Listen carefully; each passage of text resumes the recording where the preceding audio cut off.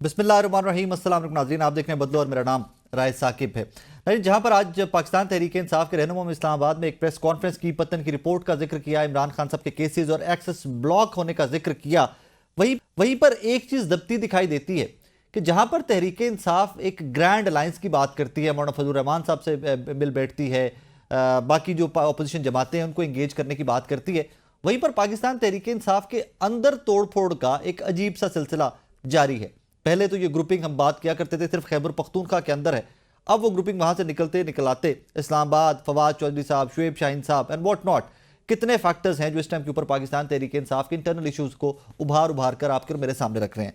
फवाद चौधरी साहब और शुएब शाहीन साहब के दरमियान एक नाखुशगवार वाकया जो डयाला जेल में के बाहर पेश आया, उसके बाद फवाद चौधरी साहब की जरा गुफ्तगू सुनिए कि उन्होंने क्या कहा था। डांटे ने टीवी पे बात कही थी कि इमरान खान ने कहा है कि भगोड़ा है, तो मैंने खान साहब से रिक्वेस्ट की, मैंने कहा सर ये बात आपने कही है, और उन्होंने कहा बिल्कुल भी बात नहीं की, ना ही ऐसी कोई बात हुई। वो मैंने उन्हें कहा कि जब आप इमरान खान का नाम तो इसके लिए यूज़ ना करें ना। बहरहाल अब खान साहब ने कहा सुलह करा दिया तो हो गई, अब हमारी तरफ से जो खान साहब ने हुक्म दे दिया तो हो गई। फवाद चौधरी साहब की गुफ्तगू आपने सुनी, वो तो कहते हैं कि जनाब ये मुझे इमरान खान साहब ने कहीं पर भगोड़ा नहीं कहा था, और ये शुएब शाहीन साहब ने इमरान खान साहब का नाम लेकर इस तरह की गुफ्तगू कोर्ट की। उसके बाद पॉलिटिकल कमेटी पाकिस्तान तहरीक इंसाफ की they stand with Shoaib Shaheen साहब, और शुएब शाहीन साहब की गुफ्तगू क्या थी, जरा वो भी सुन लीजिए।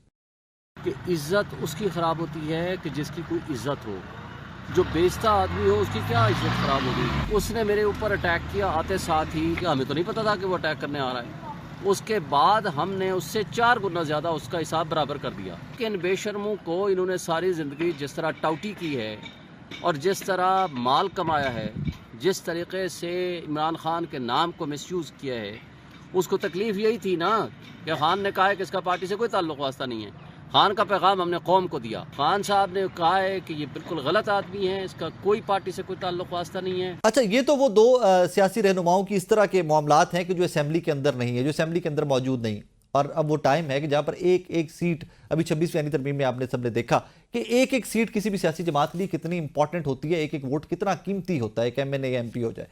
एक ऐसा वोट भी है कि जो पार्टी से निकाला जा चुका है, जिनका नाम जनाब शेर अब्दुल मरवत साहब है, और जिनके बारे में ये भी कहा जा रहा है कि जनाब इनसे इस्तीफा लेना है, लेकिन वो इस्तीफे की तरफ आ नहीं रहे। वो कहते हैं कि जनाब खुसर फुसर के ऊपर मैं क्यों इस्तीफे दूंगा, मैं तो इमरान खान की पार्टी के ऊपर जो कब्जा हो रहा है ये कब्जा भी नहीं होने दूंगा। जरा शेर अब्दुल मरवत साहब की गुफ्तगू भी सुन लीजिए।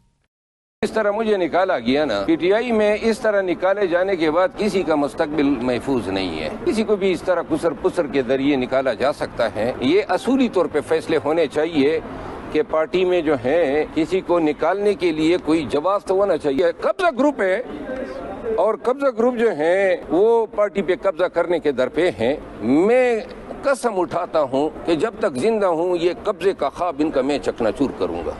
इसी सारी सूरत हाल पे बात करने के लिए मैं पहले सेगमेंट में ज्वाइन किया है पाकिस्तान तहरीक इंसाफ के सीनियर रहनुमा जनाब रऊफ हसन साहब ने। रऊफ साहब अस्सलाम वालेकुम सर।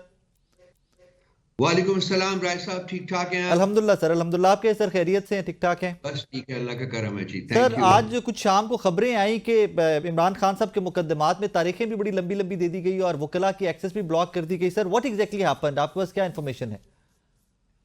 राय साहब, अनफॉर्चुनेट है कि ये फिर दोबारा से होने जा रहा है। हमें आपको पता है कि कुछ अरसा पहले उनको तकरीबन 15 दिन के लिए इनकम्युनिकाडो कर दिया गया था, और उस वक्त भी यही सिचुएशन की गई थी कि मुकदमे जो है उनको पोस्टपोन कर दिया था, उनकी तारीखों को आगे कर दिया गया था, और तमाम जो विजिटर्स थे इंक्लूडिंग हिज लीगल टीम उनसे उनको मिलने नहीं दिया गया था। काफी दिन लगे थे, उनमें से 6 दिन तो ऐसे थे जो कि उनको बिल्कुल अंधेरे में रखा गया था कमरे में। तो हमें खौफ है कि इसी किस्म की सिचुएशन की तरह हम दोबारा बढ़े हैं। हम लाजमी बात है कि अगर ऐसा होता है तो फिर हम अदालतों से रिजू करेंगे, और लेकिन अदालतें आजकल तो आपको पता है कि जो उनका हाल है, जुडिशरी नाम की तो कोई चीज़ मेरा ख्याल है इस मुल्क में अब एग्जिस्ट ही नहीं करती। और एक जज साहब के अल्फाज में ही उन्होंने कहा था कि लेजिस्लेचर, एग्जीक्यूटिव और जुडिशरी तब जो है वो क्रिपल कर चुके हुए हैं। मुल्क में किसी किस्म का कोई कानून जो है अब रेलेवेंट नहीं रहा। तो इस किस्म की जब सिचुएशन होती है तो उसमें फिर जो आपके हमारे पास ऑप्शंस होंगे वो तो हम सारे एक्सरसाइज करेंगे साकिब साहब। सर उसके ऊपर तो आई थिंक आपकी लीगल टीम आज भी अदालत गई है और अदालत ने कहा है कि इनकी मुलाकात करवाई जाए, बट इवन देन मेरी इंफॉर्मेशन है मुलाकात नहीं करवाई गई। नहीं करवाई गई जी, ठीक आप कह रहे हैं, बिल्कुल मुलाकात किसी की नहीं करवाई गई। हमारे वकला बैठे हुए थे, अदालत में गए हैं, वहाँ अदालत में उसके बाद अडियाला गए हैं, लेकिन मुलाकात नहीं करवाई गई। सर डू यू थिंक ये जो इमरान खान साहब ओपन लेटर्स लिख रहे हैं that could be one of the reasons? बिल्कुल हो सकता है, और भी बहुत वजूहात हो सकती हैं, लेकिन ये भी हो सकता है। देखिए, सच बोलना जो है वो अच्छा नहीं लग रहा, सच बोलना जो है वो बहुत कड़वा लगता है, और इन लेटर्स में जो बातें की है खान साहब ने वो हकायक का अक्स हैं। तो इसलिए मेरा ख्याल है कि कुछ जुबानबंदी की तरफ हम बढ़ रहे हैं, फर्दर जुबानबंदी की तरफ बढ़ रहे हैं। It's very unfortunate. मैं तो बार बार लिख रहा हूँ, बार बार अर्ज कर रहा हूँ लोगों से, साहिब इक़्तिदार लोग जो हैं, कि मेरा ख्याल है वक्त आ गया है कि हम अपने रवैयों के ऊपर नजरसानी करें और देखें कि हमारे ये जो रवैये हैं ये मुल्क को किस तरफ धकेल रहे हैं। वहाँ जिस तरफ हम धकेल रहे हैं वहाँ मुल्क को जाना नहीं चाहिए। तो बिल्कुल मतलब इस बारे में कोई शक नहीं है मेरे ज़हन में कि ये वक्त जो है अगर निकल गया तो शायद हम बहुत ज़्यादा हर्ट होंगे, बहुत ज्यादा डैमेज होंगे। So when you say Sahib इक़्तिदार, are you talking about Shahbaz शरीफ साहब सर? मैं जी तमाम जो लीडरशिप इस वक्त कंट्रोल कर रही है, देखिए ये अब हकीकत बिल्कुल अयां हो चुकी हुई है कि शहबाज साहब जो हैं वो उनके पास कोई कंट्रोल नहीं है, कोई पावर नहीं है। तो मैं सब जो साहिब इक़्तिदार लोग हैं जिनके पास ताकत है उनको एड्रेस कर रहा हूँ और उनसे ही अर्ज कर रहा हूँ कि जी वो मेरा ख्याल है कि रवैयों में कुछ तब्दीली आनी चाहिए और मुल्क को जिस तरफ पुश किया जा रहा है उसका ना सिर्फ ये कि पुश खत्म होना चाहिए बल्कि उसको हमने रिट्रीव करना है, वापस लाना है और उसके लिए हमारे जो रवैये हैं उनमें तब्दीली लाना जो है वो नागुज़ीर है। सर एज ऑफ नाउ जब आप और मैं बात कर रहे हैं, एज ऑफ नाउ शेर अफजल मरवत साहब का क्या स्टेटस है आपकी सियासी जमात के अंदर? शेर अफजल मरवत साहब जो है वो पार्टी के मेंबर नहीं है, उनको पार्टी से निकाला जा चुका हुआ है जी। एंड बदस्तूर एमएनए रहेंगे सर? उसके बारे में पार्टी फैसला करेगी जी। लेकिन सर वो आप ही की सियासी जमात की सपोर्ट थी ना जिसके ऊपर वो एमएनए बने थे। If the person is not member of any political party तो वो यूजुअली यही होता है कि वहां से रिजाइन लिया जाता है या लिखा जाता है कि भाईजान ये हमारे मेंबर नहीं है। राय साहब मैंने अर्ज किया ना कि हम फैसला करेगी। बिल्कुल आपने सही कहा जो कुछ कहा और इन हकायक को सामने रख के जो है पार्टी फैसला करेगी और उसको फिर बाकायदा उसका ऐलान किया जाएगा। सर वो तो उल्टा ये कह रहे हैं कि पीटीआई के ऊपर कब्जा है और मैं ये कब्जा छुड़वा कर दिखाऊंगा। ठीक है, वो भी यहाँ है, हम भी यहाँ हैं, देखते हैं क्या करें। आप बात, मैं तो अपना वक्त जाया नहीं करना चाहता, इससे ज्यादा और भी दुख है जमाने में, मोहब्बत के सिवा राहतें और भी हैं, बस की राहत इसके अलावा भी बहुत कुछ है मेरे भाई। किसी शेर अफजल मरवत की किस्म की स्टेटमेंट्स में हम अपना वक्त जाया कर दे तो मेरा ख्याल है छोड़ें। आज तो उनके बारे में फैसल वावड़ा साहब ने भी कह दिया कि वो शेर अफजल मरवत साहब उनकी जमात के मेंबर हैं। अब पता नहीं वावड़ा साहब की जमात कौन सी है, मेरे तो नॉलेज में नहीं है, लेकिन वो कहते हैं कि मेरी जमात के मेंबर हैं मरवत साहब। वावड़ा साहब ने हकीकत बयान कर दी है।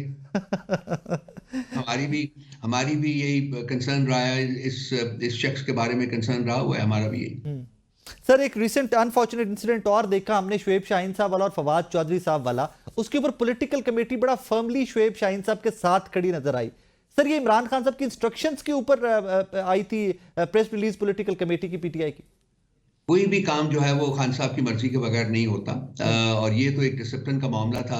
उन्होंने शुएब शाहीन साहब के ऊपर फिजिकली असॉल्ट किया है तो पॉलिटिकल कमेटी का बनता था, पार्टी का बनता था कि वो अपने एक की मेंबर के साथ इजहार यकजहती करे, पर्टिकुलरली जबकि इस किस्म का काम जो है वो एक ऐसे शख्स ने किया है जो कि पार्टी से जिसका कोई ताल्लुक ही नहीं है, जिसको पार्टी से निकाला जा चुका हुआ है। सो ये तो एक बिल्कुल एक नॉर्मल बेसिक रिस्पॉन्सिबिलिटी होती है किसी भी पॉलिटिकल पार्टी की कि वो ऐसा करे। सर वहां से एक रिजर्वेशन या एक एलिगेशन ये आया फवाद साहब की जानिब से, वो कहते हैं कि जनाब ये ऑडिट नहीं करवा रही लीगल टीम और मीडिया टीम, इनको फंडिंग आई है पाकिस्तान तहरीक इंसाफ और इमरान खान साहब के नाम के ऊपर और इन्होंने मनी लॉन्डर की है, ये ऑडिट नहीं करवा रहे, why they are reluctant. Sir audit करवाने में क्या प्रॉब्लम है? ये तो मतलब एक ट्रांसपेरेंट सा होना चाहिए अगर ऑडिट की भी फंडिंग आई है। मैं तो पहली दफा ये सुन रहा हूँ जी कि ऑडिट होना है और ऑडिट नहीं हो रहा। ये तो देखिए इनके बहुत सारे ट्वीट्स और आए हैं। मैं फील करता हूँ कि जब मैं इस किस्म के शख्स के बारे में गुफ्तगू करता हूँ तो शायद मैं अपने आप को डिग्रेड कर रहा हूँ। I am sorry, I am using the strong word but I think this is my personal feeling. अब ये कंकॉक्शन है, टोटल हर किस्म की जो झूठ है वो बोला गया है और मैं नहीं चाहता कि इस बारे में हम इससे ज्यादा और डिस्कस करें कि इनका कोई भी एलिगेशन जो है वो उस पर कोई सब्सटेंस नहीं है। सर फिर लेट्स मूव फॉरवर्ड। forward. है, एलिगेशन है, किसी में सब्सटेंस है इसके पास, तो वो फिर जो फोरम्स हैं हमारे पास, सुनो जो आईनी फोरम है वहां जाके करें कि जी कोई मूव करें कि ये पार्टी जो है वो ये नहीं कर रही, ये करवाना चाहिए नहीं। ये पार्टी में आने के लिए डेस्परेट हैं, ग्रोवलिंग जिसे कहते हैं वो करते हैं ये। लेकिन ये इनका एक अपना एक अंदाज है इनका, अब्यूसिव, फिल्थी और झूठ, इसका मुरक्कब है ये शख्स जो है। मैं और क्या कहूं sir, let's move forward sir. Sir, एक तरफ मुज़ाकरात का दरवाज़ा खुला था, पॉलिटिकल पार्टीज इकट्ठी बैठी, गवर्नमेंट ऑपोजिशन इकट्ठी बैठी, आपने भी जिक्र किया कि मुज़ाकरात कहीं और भी चल रहे हैं और चीज़ें पॉजिटिव साइड पे चली जाएंगी। बट रिसेंट चंद दिनों की डेवलपमेंट से इमरान खान साहब के खतूत के बाद लगता नहीं कि सर कुछ चीज़ें पॉजिटिव तरफ जा रही हैं। तो आपके पास क्या ऑप्शन बचता है? सिर्फ एहतजाज का, प्रोटेस्ट का? क्या तरीके से आप दोबारा सड़कों पर आने जा रही है? खान साहब ने ऐलान किया है जी 3-4 दिन पहले का, आपने पढ़ा होगा, मेरा ख्याल है कि उन्होंने कहा था कि हम ईद के बाद जो है एक नेशनल स्केल के ऊपर अवामी एहतजाज की तरफ बढ़ेंगे। उसमें उन्होंने कहा है कि तमाम तबकात जो हैं माशरे के, उनको उन्होंने उनसे अपील की है कि वो उसमें शामिल हों। लेकिन वो जो एहतजाज होगा वो एक लार्जर पोलिटिकल प्लेटफॉर्म जो कि हम कॉन्स्टिट्यूट कर रहे हैं, आपने सही फरमाया, उस प्लेटफॉर्म से होगा और उसी की कोशिशें हो रही हैं। अगर हो जाता है तो फिर इंशाल्लाह ताला रमजान शरीफ और ईद मुबारक के ईद के बाद हम इसको एक फाइनल शक्ल देंगे और आगे बढ़ेंगे उसके। और मौलाना फजलुर रहमान साहब भी ऑन बोर्ड होंगे, ऑन रोड्स होंगे आपके साथ सर? देखिए, वो एक मिनिमम जो हमारी डिमांड है, रेस्टोरेशन ऑफ कॉन्स्टिट्यूशन, आइन की बहाली जो हमारी डिमांड है, और ये सारी जो हमारी जद्दोजहद भी होगी, अगर ये एजिटेशन होता है तो वो भी आइन की बहाली के लिए होगी। इस बात के ऊपर तो वो हमसे मुत्तफिक हैं और बिल्कुल हमारे साथ शामिल हैं। अब ये कोशिश की जा रही है कि ये जो हमारी हम आहंगी है ये एक पॉलिटिकल इत्तेहाद की शक्ल इख्तियार करे। छोटा सा ब्रेक लेना मुझे, ब्रेक के बाद वापस आ रहे मेरे साथ भी। वेलकम बैक नाज़रीन। सर, 26वीं आईनी तरमीम से पहले जब पाकिस्तान तहरीक-ए-इंसाफ मौलाना फजलुर रहमान साहब से डेली मुलाकातें करी थी, कई मुलाकातें डेली हो रही थी, सर आईनी बेंच की तजवीज़ सलमान अकरम राजा साहब ने मौलाना फजलुर रहमान साहब के सामने रखी थी। आईनी बेंच की तजवीज़ जो थी वो पीटीआई की तरफ से गई थी, ये बात बिल्कुल ठीक है जी। और उसमें कोशिशें की जा रही थी कि जी अदालत जो है उसका तकद्दुस जो है वो पामाल ना हो। लेकिन अनफॉर्चुनेटली जो जिस तरीके से आईनी बेंच बनाया गया है, जिस तरीके से कोर्ट पैकिंग की जा रही है, जिस तरीके से जजों को रिक्रूट किया जा रहा है, जिस तरीके से अपने जज, अपना बेंच, अपने फैसले जो है हासिल करने की कोशिश नहीं बल्कि इनको हासिल हो रहे हैं, वो उस सारे जो कॉन्सेप्ट है उसको बिल्कुल कंप्लीटली डिस्टॉर्ट कर दिया गया है। क्योंकि उसके साथ बहुत सी और भी प्रपोजल्स थे और उनको नहीं माना गया और वो फाइनल जो ड्राफ्ट बना था उसमें वो शामिल नहीं थे। और जिसकी वजह से ये जो इसकी जो अफादियत थी कॉन्स्टिट्यूशनल बेंच की वो बिल्कुल खत्म हो गई है और इस वक्त एक पैरेलल कोर्ट के तौर के ऊपर ये सुप्रीम कोर्ट में काम कर रही है। और जो असल सुप्रीम कोर्ट है वो कहीं नजर नहीं आ रही। वो उसकी हैट जो है वो खत्म हो गई, उसकी शक्ल जो है वो बदल चुकी हुई है, उसके पास कोई पावर्स नहीं रही हुई। और ये मतलब ये जो कहा गया है ना जी कि इस वक्त मुल्क में जुडिशरी नाम की कोई चीज मौजूद नहीं है, ये कोई एग्जैजरेटेड स्टेटमेंट नहीं है, ये एक हकीकत हाल को रिफ्लेक्ट करती है। बिल्कुल आज पाकिस्तान में अदलिया नाम की कोई चीज मौजूद नहीं है। रऊफ साहब, thank you very much for your time sir. नाज़रीन, रऊफ साहब की गुफ्तगू आपने सुन ली। अब सिंस फवाद चौधरी साहब भी बहुत वाइडली अंडर डिस्कस्ड हैं दीस डेज, सो फवाद चौधरी साहब हमारे साथ इस सेगमेंट मौजूद हैं। अब बात करते हैं फवाद चौधरी साहब से। फवाद साहब, अस्सलाम वालेकुम सर। जी अस्सलाम वालेकुम सर, कैसे मिजाज हैं? खैरियत से हैं आप? जी मेहरबानी सर, मैं फवाद चौधरी साहब से एज अ सीनियर पॉलिटिशियन अब बात कर रहा हूँ या पाकिस्तान तहरीक-ए-इंसाफ के रहनुमा के तौर पर बात कर रहा हूँ राइट नाउ? हम तो पीटीआई में ही है जी, पीटीआई से ज़ाहिर है अगर पीटीआई में ना होते तो वजीर होते, क्या इशू? वो पॉलिटिकल कमेटी पाकिस्तान तहरीक-ए-इंसाफ की कुछ और कह रही है ना कि आप किसी प्लेटफॉर्म पे रिप्रेजेंट नहीं कर सकते पाकिस्तान तहरीक-ए-इंसाफ को। अब पॉलिटिकल कमेटी की खुद क्या हैसियत है? वो तो 2 टके की कमेटी है, मनी लॉन्ड्रिंग में सारे मुलव्वस हैं। उनको तो ये घबराहट है कि कोई आ गया तो पता नहीं क्या बनेगा। ये पॉलिटिकल कमेटी वगैरह को कोई हम कुछ नहीं अहमियत देते ना समझते हैं। हमारा असल बात ये है कि देखिए असल में 600 दिन के करीब है तो ये जो है नाकाम हुई है इमरान खान की रिलीज में और किसी भी पार्टी को मौसर इजाजत देने में जी। तो अब ये बात जरूर है कि इमरान खान को तो जाहिर एक महदूद जो सूरत हाल है वो उनको वो है, उनका वो वहाँ पे जो इस वक्त एक्सेस है महदूद है, उनकी इंफॉर्मेशन महदूद है। तो इसलिए एक ऐसी लीडरशिप की जरूरत है जो कि इमरान खान को बाहर ला सके। लिहाजा ये लीडरशिप जो है ये अपने काम करें, पैसे से जो उन्होंने कमाए हैं और कमा रहे हैं वो करें। इमरान खान की रिलीज के लिए ये कोई काम नहीं कर सकते अब तक पूरी तरह जो जिस तरह नाकाम हुए हैं। आज भी आप देखें ना, केपी हाउस में बैठ के प्रेस कॉन्फ्रेंस कर रहे हैं। इमरान जेल में है जहां उनको मुलाकात एक्सेस नहीं है, उनको दोबारा जो है वो डेथ सेल में डाल दिया गया है। और जो खबरें आ रही हैं कि उनको बिल्कुल कैद तन्हाई में जो है वो रखा गया है। हालांकि बाहर प्रेस कॉन्फ्रेंस करते हैं, ये तो सिर्फ अपने नंबर टांग हैं यहाँ पे।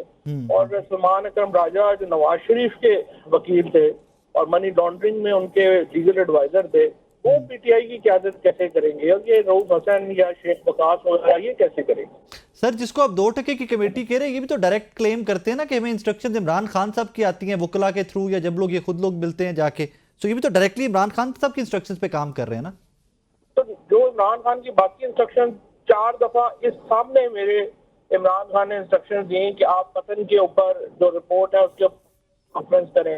उन्होंने फार्मर्स के ऊपर, लेबर के जो ओपिनियंस है उनके ऊपर उन्हें जो है वो प्रेस कॉन्फ्रेंस करने के लिए, आवाज उठाने के लिए कहा, एक मौकर तहरीक के लिए बात की। एक भी डायरेक्शन इमरान उसके ऊपर इस कमेटी ने अमल नहीं किया। तो अब अगर खाली जो है सिर्फ तो नहीं कि जो बैरून मुल्क फंडिंग है उसके लिए ये इमरान खान के नुमाइंदे बन जाए और बाकी हर काम के लिए ये अपनी मर्जी करें। सर, डू यू थिंक कि जो पाकिस्तान तहरीक इंसाफ को बैरून ममालिक से फंडिंग आती है उसमें खुर्द बुर्द का इल्जाम है इन तमाम लोगों के ऊपर, पॉलिटिकल कमेटी के ऊपर? बिल्कुल 100%। ना 2 बड़े शोबे हैं, एक लीगल सेल है जिसको हेड कर रहे हैं और एक मीडिया सेल है जिसको हेड वकास और ये रऊफ हसन कर रहे हैं। दोनों को ऑडिट जिम्मेदारी है ना उनकी, क्यों नहीं ऑडिट दे रहे? यहाँ पे नीचे जो हमारे बेचारे 2014, 15, 16 से जो लोग हमारे साथ काम कर रहे थे उनको तनख्वाही नहीं मिली 4 महीने से। जो सफाई का अमला है सारा, उसको जो है वो आपने घर भेज दिया है और अपनी तनख्वाह में रऊफ हसन साहब ने इजाफा कर लिया है। ये कोई तरीका तो नहीं है, जाहिर है। सर, शुएब शाहीन साहब तो ये तमाम तर इल्जामात आप पे लगाते दिखाई दे रहे हैं। इवन अब तो वो टॉक शोज में भी एक आधे के अंदर में देखी है उनकी, तो वो तो ये तमाम तर इल्जामात आप पे लगा रहे हैं। हम पे क्या इल्जाम लगा रहे हैं? हमने क्या किया? वो भी कोई पैसों के और कोई करप्शन के इल्जामात आपकी जात के ऊपर लगा रहे हैं, कोई माजी की कहानियां निकाल कर। हमारा तो एक्सेस ही नहीं ना पैसों तक। हमारा पैसा कैसे एक्सेस? नहीं, वो माजी की कोई स्टोरीज लेके बैठे हुए कि किसी किताब का हवाला दे रहे हैं कि फलां किताब के अंदर जिक्र हुआ है। तो जिस किताब में हुआ होगा, मैं तो पीटीआई के पैसों की बात कर रहा हूँ ना। वो बताए ना जो इस वक्त है सिचुएशन। माजी का तो मुझे नहीं पता कि क्या काम लगा रहे हैं, क्या कर रहे हैं। वो तो एक आईबी के जो है वो इन्फॉर्मर के तौर पे जिस आदमी ने अपने कैरियर का आगाज किया हो, वो कितना मुअज़्ज़ज़ होगा और उसको कितनी इज्जत देनी चाहिए। सर, ये बताइए कि सारी चपकली से फायदा तहरीक इंसाफ को तो नहीं हो रहा ऑब्वियसली, सारी रिफ्ट से? नहीं, इंतहाई मैं समझता हूँ कि नुकसान हो रहा है, फायदा क्यों होगा जी। लेकिन इसका इशू ये है कि देखिए, हमारा प्रॉब्लम है इमरान खान की रिहाई की हद तक जी। इमरान खान की रिहाई के लिए ये लीडरशिप मुकम्मल नाकाम है और लिहाजा नई लीडरशिप की जरूरत है। और वो इमरान खान का एक ही महदूद ओपिनियन जो है वो पहुंचती है और उसकी वजह से सारा जो हमारा इस वक्त हमारे ताल्लुकात हैं तबाह बर्बाद हो गए हैं। हमारी पॉलिटिक्स जो है वो तबाह बर्बाद हो गई है और इमरान खान बिल्कुल ठीक ठाक हैं और कोई मसला ही नहीं है कि वो जेल में रहना चाहते हैं। सारे ये लोग तो इमरान खान को जेल में रखने में इंटरेस्टेड हैं। इनमें से कौन है जो इमरान खान को बाहर लाने में इंटरेस्टेड है? सर, डू यू थिंक ये सारी जो लीडरशिप है ये भी कॉम्प्रोमाइज्ड है? दे रिपोर्ट समवेयर एल्स? उसकी वजह देखिए, ये राय साहब ये देखें कि मैं इस वक्त पीटीआई में कोई ओहदेदार नहीं हूँ जी, और मेरे पे 48 केसेस हैं जी। मैं ईसीएल के ऊपर हूँ, मेरे बैंक अकाउंट जो है वो फ्रीज है जी। मेरे एक केस मुल्तान से लेके इस्लामाबाद तक आपके सामने, और आपको अच्छी तरह पता है कि मैं किस तरह जो है हमें परेशानी है जी। और ये जो सलमान राजा है वो 1 घंटा कभी जो है वो डिटेंशन तक में नहीं रहा। इसके ऊपर ये जो अपना है शेख वकास 1 घंटा कभी जेल में नहीं रहा। ये जो शुएब शाहीन है ये 2 दिन रहा जेल में और वो भी वीआईपी जेल में।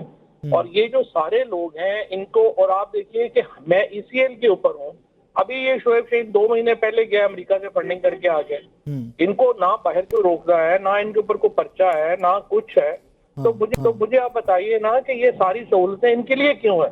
अगर PTI के इतने खिलाफ है एस्टेब्लिशमेंट और इतना जो फौज जो है वो इनको जो है वो अपना दुश्मन समझती है, तो ये सारी सहूलतें इनके लिए क्यों है? एक और लीडर साहब है, उन्होंने अपना घर भी रेगुलराइज करा लिया। सर उनका नाम भी ले लीजिए। वो भी बता देंगे फिर अभी थोड़ी देर, अभी सारे पहले इन तीनों को तो निपटने। सर ये शेर अफजल मरवत साहब ने भी रिसेंटली यही स्टांस लिया है कि जनाब पार्टी के ऊपर कब्जा होने जा रहा है और मैं ये कब्जा नहीं होने दूंगा। बैरिस्टर गौहर साहब कब्जा करना चाहते हैं, सलमान अकरम राजा साहब कब्जा कर रहे हैं। राजा साहब की तो औकात हैसियत नहीं है ना, ये तो एस्टैब्लिशमेंट ने कब्जा कर लिया है इनको इम्पोज करके PTI के ऊपर, और जरूरी है कि इस कब्जे को छुड़ाया जाए। इसके लिए बड़ी इंपॉर्टेंट है, इमरान खान की जात की बड़ी अहमियत है पाकिस्तान के लिए भी और हमारे लिए भी, और इसलिए हमने पूरी कोशिश करनी है कि इमरान खान को इनके चुंगल से बचाया जाए। फवाद साहब ये फरमाइएगा, रिसेंटली आपकी मौलाना फजलुर रहमान साहब से भी मुलाकात हुई, कोई ग्रैंड अलायंस के ऊपर कोई वे फॉरवर्ड नजर आ रहा है आपको? लेकिन ये मेरी तो जाहिर है कि बड़ी कोशिश भी है और चीजें भी उस जानब जो है जा रही हैं, लेकिन जो नॉन सीरियसनेस है PTI की मौजूदा लीडरशिप की, उसके होते हुए ग्रैंड अलायंस कैसे बनेगा? और जब आप देखिए ना कि इन्होंने जो जिस तरह से मौलाना को बेइज्जत किया कि 26वीं आईनी तरमीम की में जो कॉन्स्टिट्यूशन बेंचेस की जो शर्त है वो सलमान राजा लेके गया था मौलाना के पास, और बाद में सारा मलबा मौलाना पे डाल दिया गया। उसके बाद इन्होंने जो है वो जब पहले कहा कि हम नून लीग और पीपल्स पार्टी से मुज़ाकरात नहीं करेंगे, फिर एक दिन पता चला कि वो डायरेक्टली शुरू हो गए हैं और JUI को महमूद अचलज़ई को बताया तक नहीं है। तो आप मुझे बताएं ना कि इनके कैसा है ये चलेगा इनका? Fair enough. फवाद साहब, आई रिमेंबर एक दफा पहले भी इमरान खान साहब ने आपको सीज फायर का कहा था और आपने कहा जी इमरान खान साहब का हुक्म हो गया, हम इससे आगे कैसे चलेंगे। तो दोबारा खान साहब की इस सारी सिनेरियो के अंदर खान साहब की तरफ से कोई पैगाम तो नहीं आया आपके लिए? नहीं, तो अब किसने शुरू किया है? अब ये तो अडयाला जेल के बाहर से स्टार्ट हुआ ना, it all started from Adiala jail. हाँ, तो उधर से प्रेस कॉन्फ्रेंस से शुरू हुआ ना जी, जो इन्होंने प्रेस कॉन्फ्रेंस की और इमरान खान का नाम इस्तेमाल किया कि जी ये बिल्कुल उन्होंने कहा है कि हमने इनको निकाल दिया और ये वो कर दिया है।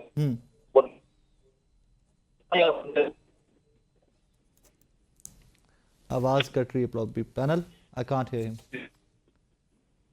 हाँ आवाज जी फवाद साहब आवाज आ रही सर आपको? सॉरी बीच में आपकी आवाज कट गई थी, हम सॉरी आपकी आवाज कट गई थी। एक यार हदायत जो है उसके ऊपर हम कोशिश करते हैं अमल करने की, लेकिन देखिए अभी तो इमरान खान की जात को ही खतरा हो गया इनसे, तो उसके ऊपर हम क्या इनसे कंप्रोमाइज करें? सर आज लेटेस्ट इत्तलात आपके पास क्या है? खान साहब की एक्सेस एक बार फिर से ब्लॉक कर दी गई है और फैसल चौधरी साहब तो रूटीन में जाते हैं, आपको लेटेस्ट इन्फॉर्मेशन क्या है आज की एक्सेस ब्लॉक को लेकर? नहीं, आज नहीं मिलने दिया गया किसी को, और जाहिर है कि यही खतरा है कि उनको दोबारा इस तरह से जो है वो इनकम्युनिकेडो जो है वो कर दिया गया है और उनको डेथ सेल में जो है वो बंद कर दिया गया है और उनकी जो सहूलियात हैं वो वापस ले ली गई हैं। सर आज जो प्रेस कॉन्फ्रेंस की PTI के रहनुमाओं ने, मैं वहां पर मौजूद था KP के हाउस में, उसमें खतूत का सरसरी सा जिक्र किया गया। क्या इमरान खान साहब की जानिब से इंस्ट्रक्शंस थी कि बस सरसरी सा जिक्र करके पत्तन की रिपोर्ट के ऊपर ज्यादा फोकस रखना है आपने? नहीं, ये लोग तो बिल्कुल तैयार ही नहीं है कुछ भी करने के ऊपर। ये तो इमरान खान की हर नैरेटिव को डिफीट करने के लिए जो है वो ये काम कर रहे हैं, और इमरान खान के खतूत को कैसे नीचे रखा जा सकता है जबकि वो बुनियादी बयानिया है इमरान खान। फवाद साहब यहाँ पर मेरा लास्ट सवाल ये बनता है कि अब तो रेगुलर मुलाकात होती है आपकी इमरान खान साहब से, आप हालातों वाकयात एज इट इज रिपोर्ट क्यों नहीं कर रहे? उनको क्यों उनको मिस इन्फॉर्म किया जा रहा है? अब तो आप लोग भी है ना जो मिल रहे हैं उनसे। नहीं, इन्फॉर्म उनको हो रहे हैं, लेकिन देखिए इमरान खान एक खास माहौल में है जी, उसमें कोई इतनी वो कोई कह लें कि इतनी कोई गौर हौज वाली मुलाकात तो नहीं ना हो सकती। वो तो एक ऐसे बस, और हर चीज वहाँ रिकॉर्डेड है, आप क्या वहाँ बात कर सकते हैं? क्या होता है, हर चीज वहाँ पे तो एक अजीबोगरीब माहौल है, ना वहाँ पे बात है ना कुछ है। ये तो बाहर के लोगों को, फिर पॉलिटिक्स तो आपको मालूम है हर घंटे में चेंज हो जाती है, ये सही है। उसके मुताबिक आपने स्ट्रेटजीज बनानी होती है, वो तो एक गाइडलाइन ही, ब्रॉडर गाइडलाइन ही दे सकते हैं ना। Fair enough. फवाद साहब thank you very much for time sir, thank you very much. नाज़रीन फवाद चौधरी साहब मौजूद थे। फवाद साहब इस एक सारे सेगमेंट के अंदर इफ़ यू नोटिस्ड कि ये जो मिलिट्री आईनी बेंच वाला मामला था, ये तो हम पहले मौलाना फजलुर रहमान साहब का सुनते रहे कि जी मौलाना फजलुर रहमान साहब की सजेशन थी, ये हुआ एंड ऑल दैट, और 26वीं आईनी तरमीम के बाद आज अमीरुद्दीन खान साहब जिसके सरबराह हैं। लेकिन यहाँ पर तो मामला ही और है कि ये सारी सजेशन जो थी ये सलमान अकरम राजा साहब लेकर गए थे, तो जिसके खिलाफ आज ये खड़े हुए हैं तमाम लोग, अकॉर्डिंग टू फवाद चौधरी साहब, ये मामला तो गया ही तहरीक इंसाफ की जानिब से मौलाना फजलुर रहमान साहब के सामने था, और जिसके लिए इवेंचुअली ने 26th अमेंडमेंट में वोट किया। आई थिंक चीज़ें कोई मुख्तलिफ टर्न ले रही हैं at this moment with in Tehreek Insaf.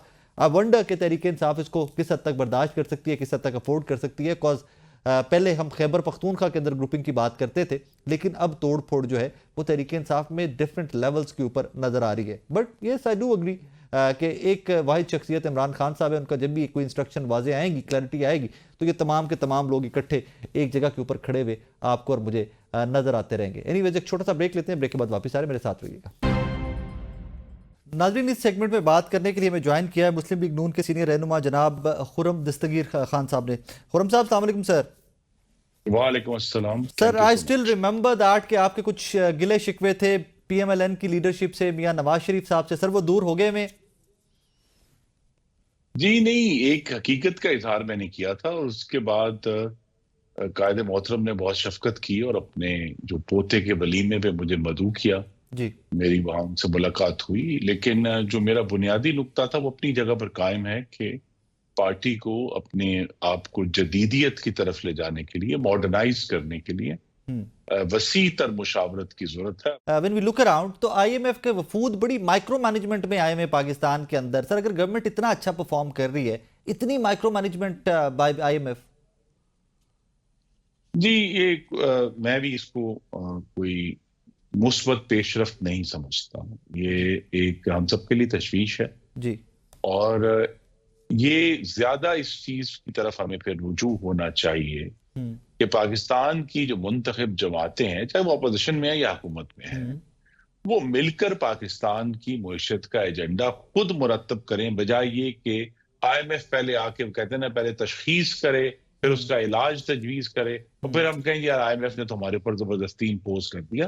तो हमारे लिए चैलेंज ये भी है कि हमने जो ग्रोथ का एजेंडा है, हमें सबक ये भी सब मिला है कि जब भी हम ग्रोथ की तरफ जाते हैं मुल्क में महंगाई बढ़ जाती है और पाकिस्तान का जो बैरूनी अकाउंट है वो खतरे में आ जाता है। उसको बचाते हुए हमें पाकिस्तान को ग्रोथ किस तरह डिलीवर करनी है, और ग्रोथ एक नंबर है जीडीपी का कि जी शरह नमू। असल जो चैलेंज है मैं समझता हूँ वो यही है जिसका मैंने जिक्र किया कि पाकिस्तान के नौजवान मर्द व खवातीन जो करोड़ों की तादाद में हैं, उनके लिए नया रोजगार कैसे पैदा होगा, और वो सरकार से पैदा नहीं होगा, प्राइवेट सेक्टर से होगा। तो प्राइवेट सेक्टर को किस तरह का हमें बढ़ावा और इंसेंटिव्स देने हैं कि वो नई इन्वेस्टमेंट्स करें जिसके नतीजे में नया रोजगार पैदा। इट्स वेरी अनफॉर्चुनेट सर, लेकिन अगर पॉलिटिकली किसी को भी विक्टिमाइज किया जाता है आज क्लेम्ड बाय पीटीआई, तो सर पहले उसका सोल्यूशन निकलेगा तो अपोजिशन जमातें हुकूमत के साथ बैठने को रेडी होंगी ना कि आइए अब चार्टर ऑफ डेमोक्रेसी या इसके आगे इकोनॉमी के ऊपर बात करते हैं, कुछ आगे मामलात को लेके चलते हैं।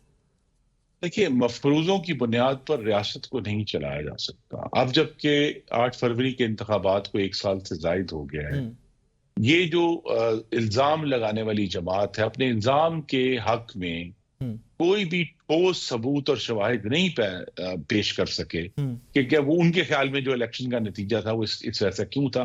उन्होंने क्लेम तो 180 सीटों का किया हुआ है, पटिशन सिर्फ 31 के ऊपर हुई है, 78 के ऊपर। चले जी 78 भी कर लें, फिर भी 102 का फर्क है अभी भी उनके क्लेम के मुताबिक। इसी तरह जो है, जो उन्होंने अभी एक बहुत बड़ा इल्जाम लगाया रियासत के ऊपर 26 नवंबर का, तो रियासत के पास तो 5 रेंजर्स और 1 फौजी की शहादत मौजूद है कि जनाब ये लोग शहीद हुए थे, लेकिन उनकी तरफ से आज तक कोई मुल्जिम भी पकड़ा गया ना सर, जिसकी गाड़ी से एक्सीडेंट हुआ था वो तो अरेस्ट भी हो गया ना। जी, तो देखिए ना, फिर इसलिए मैंने कहा कि जहां तो वाकई ही एक हलाकत हुई थी उसका वो पकड़ा गया और उसके सबूत मिल गए, लेकिन जहां जो इनका इल्जाम है कि खुदा जाने कितने जो है वो लोग शहीद हुए और गोलियां चली, उसके बारे में वो कुछ भी ठोस सबूत पेश नहीं कर पाए उनके पास। ये साकिब साहब एक बड़ा मौका था कि मुज़ाकरात के दौरान ये ठोस सबूत और शवाहिद, जिस तरह उन्होंने कहा जी हमने आईएमएफ को डॉसियर दिया है, डॉसियर आईएमएफ को नहीं देना चाहिए था, तो उन्होंने गलत किया है। असल तो डॉसियर उन्होंने उस मुज़ाकराती टीम के सामने रखता है कि जनाब ये सबूत और शवाहिद है, इनकी हमें इन्वेस्टिगेशन करनी। Sir, they have sent it to the Supreme Court. They have sent it to the मैं Supreme ये Court. समझता हूँ मुल्क दुश्मनी करते हुए IMF को वो डॉसियर दिया, और ये उसी की कड़ी है कि 24 फरवरी 2024 को बानी चेयरमैन ने इसी तरह IMF को एक खत लिखा था, रिकॉर्ड पर मौजूद है, जिसमें उन्होंने कहा था कि पाकिस्तान को उस वक्त तक कोई कर्जा ना दिया जाए जब तक इलेक्शन का ऑडिट ना हो जाए। तो अगर एक जमात बजिद है कि चाहे वो IMF को दावत देगी, चाहे यूरोप में GSP प्लस को नुकसान पहुंचाएगी, अमेरिका में पाकिस्तान के मफादात को नुकसान पहुंचाएगी, तो बैरूनी दुनिया में पाकिस्तान के मफादात को नुकसान पहुंचाना जो है ये मुल्क दुश्मनी है, और इससे उन्हें परहेज करना चाहिए। जो भी हमारी आपस में इख्तलाफ है, लड़ाई है, उसे मुल्क के अंदर रखकर मुल्क के इदारों और मुंतखब बवानों में जहां वो बड़ी तादाद में मौजूद है वहां बात करनी चाहिए, और वहां सारा जो इख्तलाफ है उसका इजहार होना चाहिए। इंजीनियर साहब, आज एक प्रेस कॉन्फ्रेंस की है पाकिस्तान तहरीक इंसाफ के रहनुमाओं ने, यहाँ इस्लामाबाद में, मैं वहां पर मौजूद था प्रेस कॉन्फ्रेंस में। सर, सलमान अकरम राजा साहब ने सिर्फ अपने हल्के के स्टार्ट्स हैं, 1 to 8 लाहौर का हल्का है, जवान चौधरी साहब उनके मद्दे मुकाबिल थे, वो रखे हैं मीडिया के सामने। ही क्लेम्स दैट कि मेरे 433 पोलिंग स्टेशन थे मेरे हल्के के, तमाम के फॉर्म 45 इकट्ठे करके मैंने इलेक्शन कमीशन को दिए, और मुझे आगे से कहा गया कि यार इसके ऊपर स्टैंप क्लियर नहीं है। सर, अब जब इस तरह के मामलात आएंगे तो डेमोक्रेसी वीक होएगी ना। नहीं, तो देखिए ना जी, मैं सिर्फ ये अर्ज करूंगा कि इल्जामात पर फिर कहूंगा, इल्जामात की बुनियाद पर जी अनोखे लाडले को रियासत खेलने के लिए नहीं दी जाएगी। किसी को भी रियासत से तो नहीं खेला जा सकता सर, कोई भी नहीं खेल सकता रियासत।